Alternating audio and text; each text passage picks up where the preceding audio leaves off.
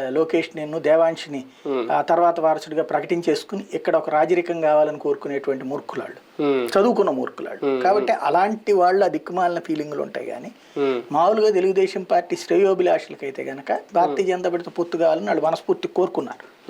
ఎందుకు అంటే భారతీయ జనతా పార్టీ పొత్తు లేకపోతే అంటే బేసిక్ వాళ్ళ సమస్య ఒకటే. తెలుగుదేశం పార్టీ ఆంధ్రప్రదేశ్ విడిపోయినటువంటి రాష్ట్రం స్టార్టింగే అప్పులతో స్టార్ట్ అయింది.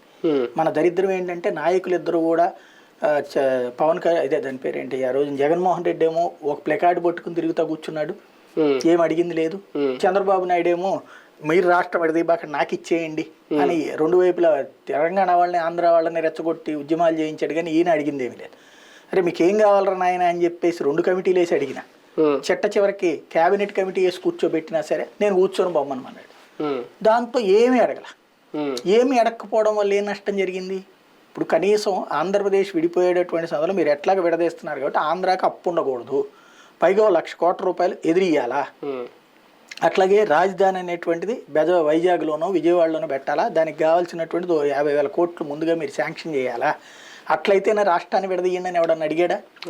లేదా ఈ కేంద్ర ప్రభుత్వానికి సంబంధించినటువంటి సంస్థలన్నింటినీ కూడా బెజవాడలో పెట్టాలి, తిరుపతిలో పెట్టాలి ఇట్లాగా అని చెప్పి ఎవడన్నా అడిగాడా?